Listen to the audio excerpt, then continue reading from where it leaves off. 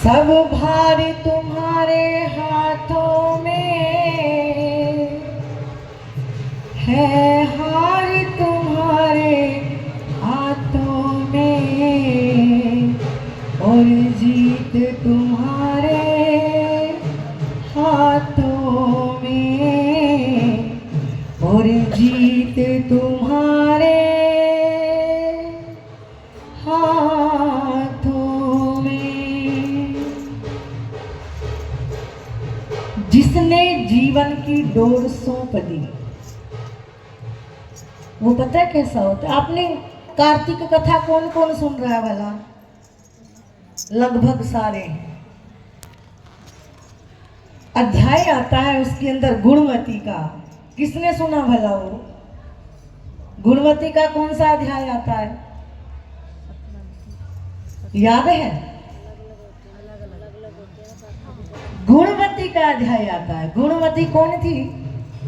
एक ब्राह्मण की पुत्री थी जो सत्यभामा अगले जन्म में जा बनी थी। गुणवती ने पूछा कि मैंने ऐसा कौन सा कर्म किया, पहला अध्याय ही है, मैंने ऐसा कौन सा कर्म किया जिससे मुझे आप पति रूप में मिले, भगवान रूप में मिले, भगवान मेरे पति हुए, मेरे आंगन में कल्प वृक्ष लहराया करता है। कौन से पुण्य का फल मिला मुझे, और मैंने कौन सा ऐसा पुण्य किया कि जो मुझे दोबारा मृत्यु लोक में आना पड़ा। पहले तो मैं आई क्यों मृत्यु लोक में, आप में समा क्यों नहीं गई? और समाई नहीं, और फिर भी क्या ऐसा कौन सा कर्म रहा जो मुझे, सुन रहे हो कि नहीं सुन रहे, आप मिले। कौन मिले थे? भगवान कृष्ण।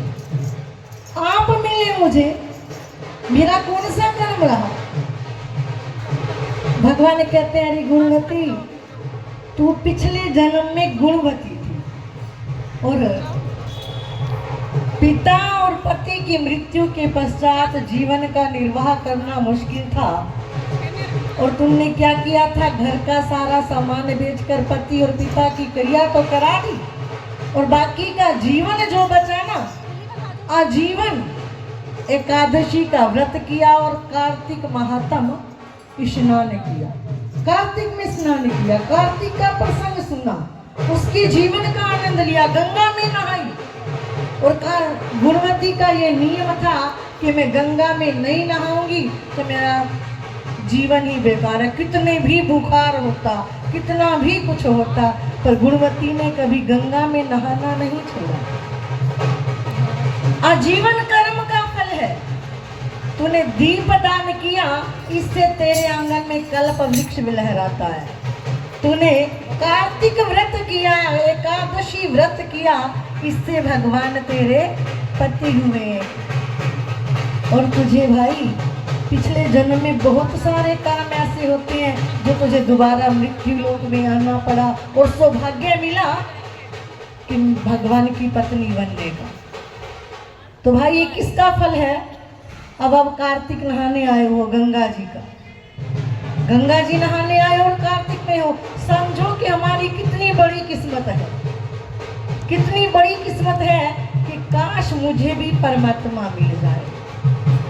इच्छा भी तो वैसी गुणवती जैसी होनी चाहिए ना, क्योंकि जो मांगेंगे मिलेगा तो वही। गुणवती ने चाहा था कि मुझे परमात्मा मिले, और कहते गुणवती को अंत वक्त तक बुखार हो गया, बुखार हुआ और नहाने गई। नहाने गई तो जाड़े के कारण गंगा जी में आज कौन नहाया, और कितना गर्म पानी था आज, था ना गरम गरम, जैसे गंगा मैया ने गीजर लगा दिया हो।